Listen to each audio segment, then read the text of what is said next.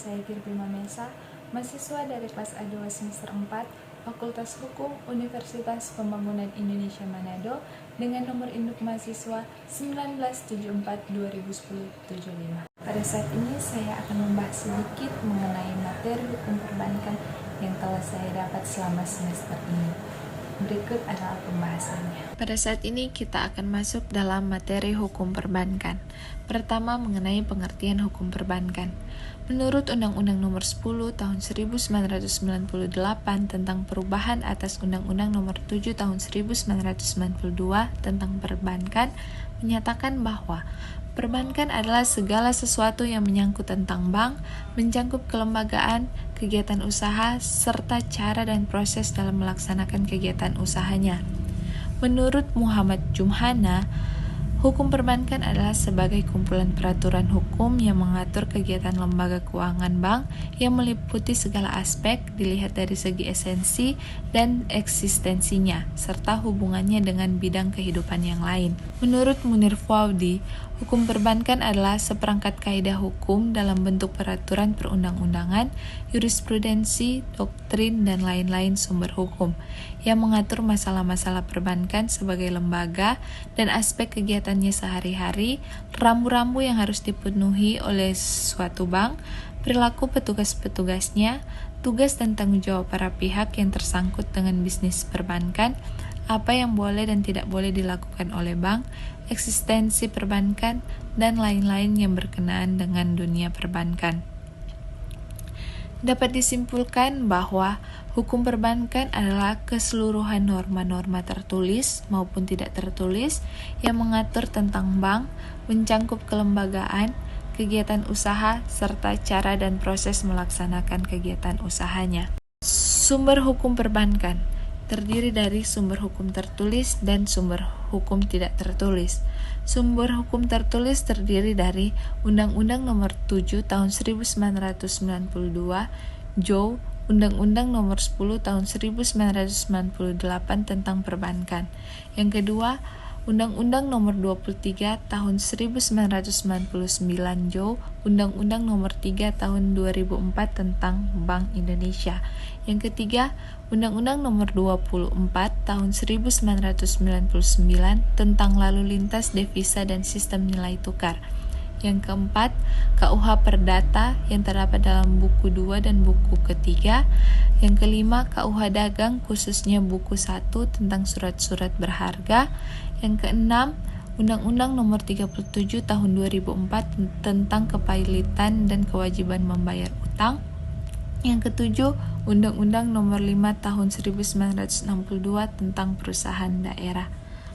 Yang berikut, sumber hukum tidak tertulis terdiri dari jurisprudensi, konvensi atau kebiasaan, doktrin atau ilmu pengetahuan, dan yang keempat, perjanjian-perjanjian yang dibuat oleh para pihak dalam kegiatan perbankan. Jenis-jenis bank berdasarkan kepemilikan terdiri dari bank milik negara adalah bank yang seluruh sahamnya dimiliki oleh negara.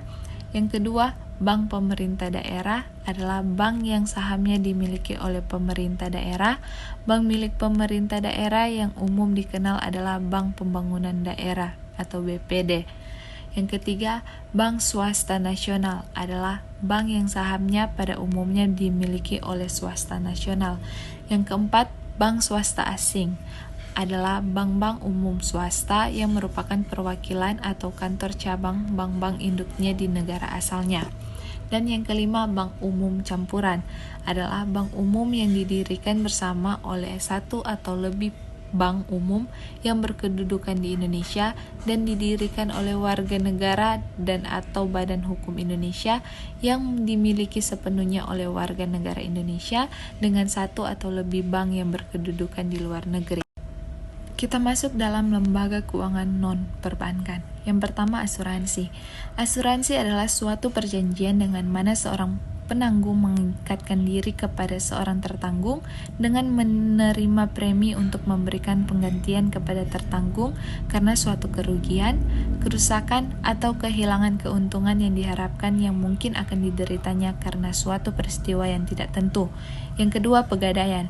Gadai adalah suatu hak yang diperoleh seseorang berpiutang atas suatu barang bergerak yang diserahkan kepadanya oleh seorang yang berutang atau oleh seorang lain atas namanya dan memberikan kekuasaan kepada si berpiutang itu untuk mengambil pelunasan dari barang tersebut secara didahulukan dari orang-orang berpiutang lainnya dengan kekecualian biaya untuk melelang barang tersebut dan biaya yang telah dikeluarkannya untuk menyelamatkan setelah barang itu digadaikan, biaya-biaya yang harus didahuluan.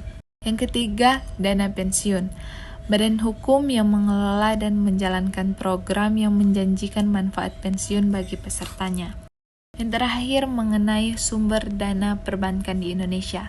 Yang pertama, dana yang bersumber dari bank sendiri adalah dana yang berbentuk modal store yang berasal dari pemegang saham dan cadangan-cadangan serta keuntungan bank yang belum dibagikan kepada para pemegang saham.